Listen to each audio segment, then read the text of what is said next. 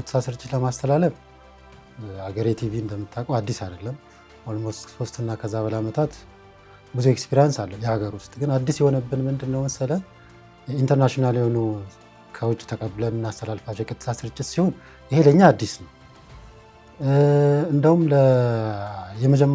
የመጀመሪያ የቀጥታ ስርጭታችን ኢንተርናሽናሎቹ ጋቦሮድ የተካሄደው የሩጫ ውድድር ነው። እሷ ናት እንደውም እሷ የቴክኒክ ክፍላችንን በተወሰነ ደረጃ ምን ክፍተት እንዳለንም ያሳየችን ፖይንት ናት እሷ የጋቦሮዲና እኛ ጋር ያሉ የነበሩን እቃዎች እንደገና ደግሞ ከውጭ ኢንተርናሽናል ሲሆን የኢንተርናሽናል ስርጭት ሲሆን ምን እቃ ይፈልጋል፣ ምን ተጨማሪ ነገር ይፈልጋል የሚለውን ለኛ ያቺ ተርኒንግ ፖይንት ናት። የኛን ክፍተት ያየነባት ፖይንት ናት እና እኛ ጋር የሌሉ እንደገና ደግሞ ተጨማሪ እኛ ጋር ሞኖረው አፕግሬድ መደረግ የሚገባቸው ዲቫይሶች አሉ። እነዚህን ክፍተቶች አይተን ተስተካክለን የጠበቅንባት እንድንዘጋጅ ያደረገችን ናት ያቺ ፖይንት የጋቦሮዲዋ። ከዲቫይስ ብቻ ሳይሆን ከሰው ኃይል የትኛው ምን አቅም አለው፣ የትኛው ቦታ ላይ ፊት ያደርጋል። እነዚህን ሁሉ ዝግጅቶች ስናደርግ ኦልሞስት የዓለም ዋንጫን ዝግጅት ማድረግ ከጀመርን ልክ እንደሰማን ኦልሞስት ሁለቱን እንደዛ አካባቢ ላይ ብዙ ዝግጅቶች አድርገናል። ይህን ነገር ብዙ ኤክስፒሪያንስ አድርገናል እና ምን መደረግ የለበትም፣ ምን መደረግ አለበት፣ ምን መሆን አለበት የሚለው እነዚህ ስልጠናውን ወስደን በደንብ ተዘጋጅተን ያለፍንበት ወቅት ነበር እና ቀላልም አይደለም፣ ግን ደግሞ ጥሩ ኤክስፒሪያንስ ያደርግበትም ነው።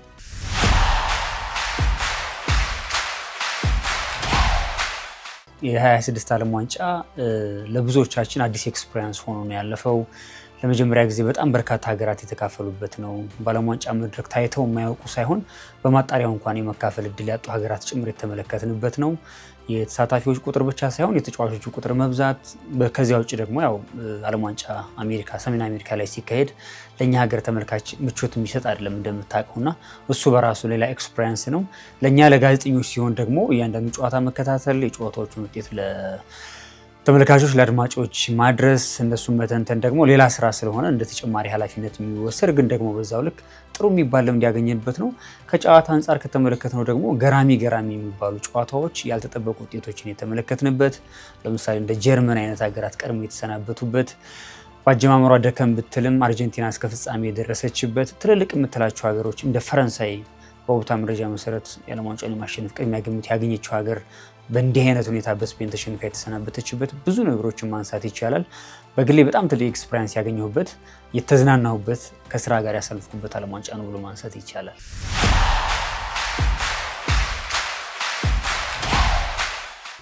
እንግዲህ ክሩ የነበረው ግንኙነት በጣም አሪፍ የሚባል በጣም የዓለም ዋንጫ ወደ ሀገር የመጣበት ጊዜ በጣም አጭር ስለነበረ ለዛ ዝግጅት አድርጎ ወደ ስራ ለመግባት ጊዜ ይፈልግ ነበረ። ግን ያንን ክሩ አንድ ላይ ያደረገበት መንገድ ጥሩ ነበረ። ዳይሬክተር፣ ካሜራማን፣ ኤዲተር፣ ግራፊክሶች፣ ስርጭት ላይ ያሉ ልጆች የነበረን ግንኙነት ቆንጆ የሚባል ነበር። በጣም አድካሚ የነበረ ጊዜን ያሳለፍነው፣ በጣም ቻሌንጅ የሆነ ነው ስራው፣ ግን ተወተኗል። እንደ ክሩ እኔ ኩራት ይሰማኛል። ከሚባለው በላይ መተጋገዝ ነበር። ይህን ስራ በስኬትም እንድናጠናቀቅ ከረዱን ነገሮች እርስ በርስ የመተጋገዛችን ነው። ሁላችንም ፍላጎት ነበረን። ሁላችንም ሚዲያችን ይህን ትልቅ በ4 ዓመት አንድ የሚመጣን የእግር ኳስ ኢቨንት ማዘጋጀት መቻሉ በራሱ የሚሰጠን ደስታ ነበር። ከዛ በኋላ የስራውም ጫና ነበረ። ያን ስራ ጫና ተቋቁሞ ለመውጣት የረዳንና ዋናው ነገር እርስ በርስ የነበረን መተባበርና በጣም መደጋገፍ ነበር።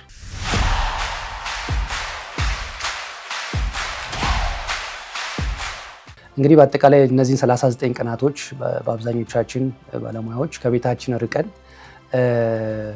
ማደሪያችንን መዋያችንን እዚሁ ቴሌቪዥን ጣቢያ አድርገን ለተመልካቾች ውበት ያለው ነገር የተመረጠ ነገር ስናቀርብ ቆይተናል። እንግዲህ ብዙ ነገሮች አጋጥመውናል። ብዙ ገጠመኞችም ችግሮችም እንደዚሁ ደግሞ ኩራትም ይሰማናል። እንደዚሁ ያው የተሻለ ነገር ለማምጣት ብዙ ልፋት አለውና በተሳካ ሁኔታ አስተላልፈናል ብዬ አስባለሁ። ለዚህም የካሜራ ባለሙያዎችን፣ የስቱዲዮ ስርጭት ባለሙያዎችን፣ ፕሮዲውሰሮችን እንደዚሁ ትንታኔ የሚሰጡ ጋዜጠኞችን በሙሉ ማመስገን እፈልጋለሁኝ።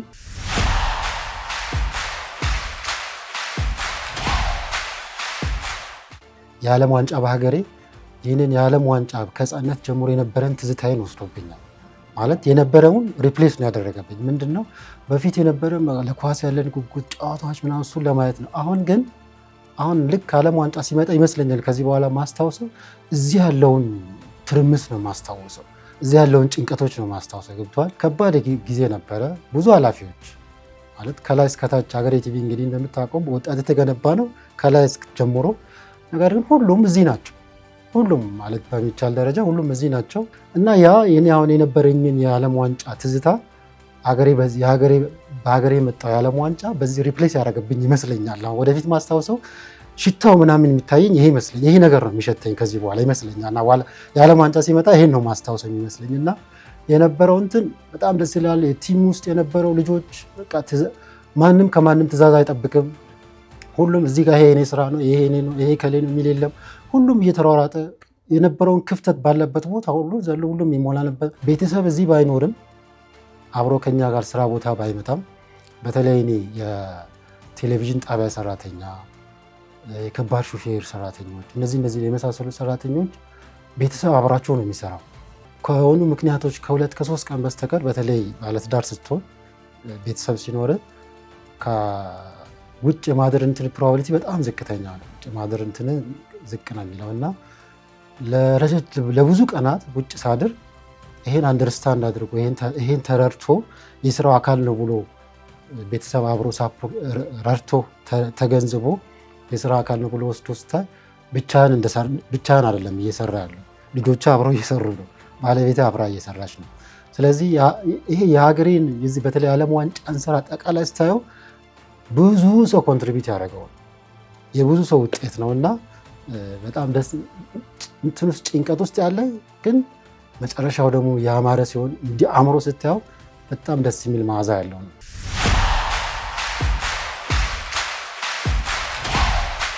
እንደምታውቀው ይሄኛው ዘመን እንግዲህ ዘመኑን ለመዋጀትና አብሮ ለመጓዝ ካስፈለገ ከዲጂታል ዓለም ጋር ተነጥሎ መሄድ አያስፈልግም።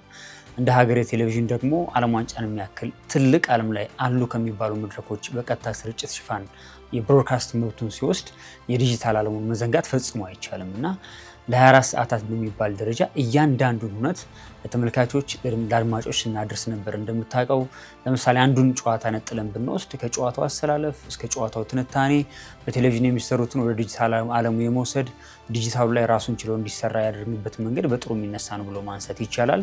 ፌስቡካችን ከ570 ሺህ በላይ ተከታዮች ያሉት፣ ዩቲዩብ ከ330 ሺህ በላይ ተከታዮች ያሉት፣ ኢንስታግራም አለን፣ ቲክቶክ አለን፣ ሊንክዲን አለን።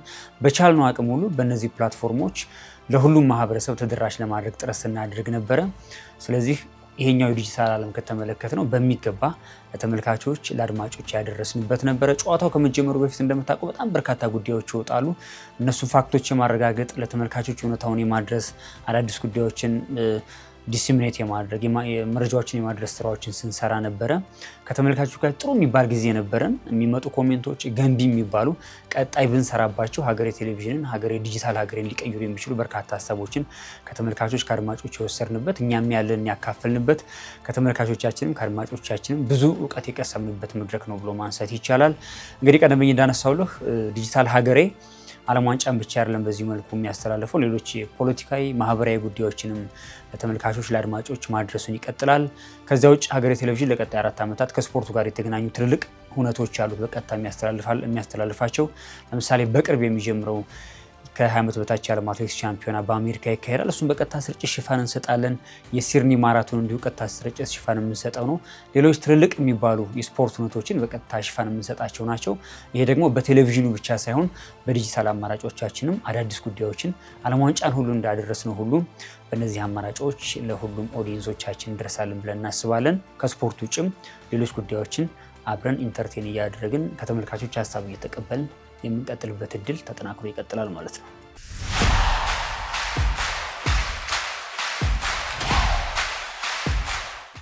ያው እንግዲህ የገጠመኝ ምንድነው ስራው አድካሚ ነው በጣም እንደነገርኩ ቅድም እና በዛ መሀል የሚፈጠሩ የቴክኒክ ችግሮች ነበሩ። ከዛ ካሳቀኝና ገጠመኝ ነው ብዬ ከማስበው አንዱ ሳውንድ ቼክ እያደረግን አንደኛው ሳውንድ ማን ከሚክ ማይኳን ይዞ ቼክ ቼክ ቼክ ቼክ እያለ ሚክ ማይኩን መልሶ እንደዚህ ያዳምጠው ነበርና እሱ እንደገጠመኝ ነበር።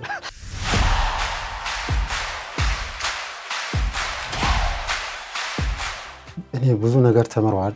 እንደው እኔ በተለይ በእኛ ስሮቻችን ያሉ ልጆች ሁልጊዜ እንደ አባት እንደ ጓደኛ እንደ አለቃ አይደለም የምንሆነው ከነሱ ጋር እንደዛ ነው። ግን ይሄ አሁን ትልቁ ተምረዋል ብዬ የማስበው እኔ በተለይ በዚህ በዓለም ዋንጫ ላይ የሀገሬ ቲቪ ልጆች ድሮም ጠንካራዎች ናቸው። ድሮም አንድ ላይ ሆነው የሚሰሩ ናቸው። ድሮም ተሳስበው አብሮ የሚበሉ ናቸው። በዚህኛው ላይ ተምረዋል ብዬ የበለጠ ተምረዋል ብዬ የማስበው እኔ በስትረስ ውስጥ በጭንቀት ውስጥ ያለን ሰክሰስፉል እና አንድ መሆንን ደግሞ አንድ ስትሆን ነው ሰክሰስፉል የምትሆነው። ስለዚህ በዚህ በጣም ስትረስ ውስጥ ሆነው ሰክሰስፉል መሆን ምን ማለት እንደሆነ ያዩ ይመስለኛል። እኔ ትልቁ ተምረዋል ብዬ የማስበው በጣም በዚህ ስትረስ በሆነ ስራ ውስጥ በጣም እንዲህ ጭንቀት በበዛበት ስራ ውስጥ ሰክሰስፉል መሆን ምን ማለት እንደሆነ ያችን መዓዛ የቀመሷት ይመስለኛል። እና ይሄን ነው እኔ ተምረዋል ብዬ ማስበው። ይሄን አግኝተዋል ብዬ አስባለሁ።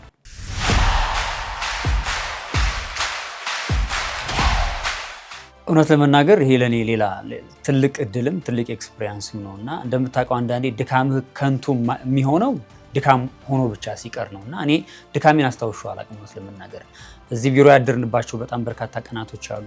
ጨዋታዎቹ 8 ሰዓት፣ 6 ሰዓት፣ 9 ሰዓት፣ 10 ሰዓት፣ ንጋት 12 ሰዓት ላይ የነበሩ ጨዋታዎች ነበሩና ሁሉም የሀገሬ ቴሌቪዥን ክሪው ከአመራር ጀምሮ እስከ ታችኛው ሰራተኛ ድረስ ያደረበት ያነጋበት አጋጣሚ ነበርና በእርግጠኝነት ሁሉም ሰው ውጤቱን እያየ መቀጠሉ ድካሙ እንዲያጠፋለት ያደረገ ይመስለኛል። ምክንያቱም እንዳልኩ ከተመልካቾች የሚመጡ አስተያየቶች አሉ።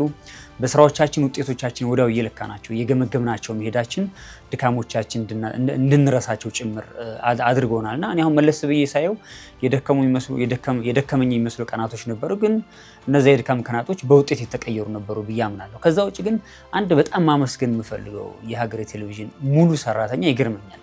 በድካም ውስጥ ነው እንኳን እየሰራ ፊቱ ላይ መከፋት የሆነ የድካም ስሜት አታነብበትም። ነገ ሲሆን ሌላ አዲስ ነገር መፍጠር ነው። ከነገ ወዲያ ሲሆን ሌላ አዲስ ነገር መፍጠር ላይ ትኩረት ሲያደርግ ትመለከተዋልና ይሄ ደግሞ በእርግጠኝነት ተቋሙ እየተመራበት ያለው መንገድ ትልቅ እንደሆነ በሚገባ ያሳያል። ከዋናው ስራ አስፈጻሚው ጀምሮ እንግዲህ እንዲህ አይነት የቤት ስራዎችን በሚገባ መወጣት መቻላችን ቀጣይ ከፊታችን ለሚጠብቁን ትልልቅ ፈተናዎች በሚገባ መሻገር መወጣት እንደሚችል በቂ ማሳያዎች ናቸው ብሎ ማንሳት ይቻላል። ከሀገሬ ቴሌቪዥን ሁሉም ከአመራር እስከ ሰራተኛ ጋር ቀጣይ በጣም በርካታ የሚባሉ የቤት ስራዎች ይጠብቁናል። እነሱም በድል እንደምንሻገራቸው አሁን ያለፍንበት መንገድ በቂ ማሳያ ነው ብሎ ማንሳት ይቻላል። እኔም ከዚህ ሰራተኛ ጋር የመስራት እድል ማግኘቴን በግሌ በጣም ደስተኛ ያደርገኛል። ደግሞ በዚህ አጋጣሚ አመሰግናችኋለሁ።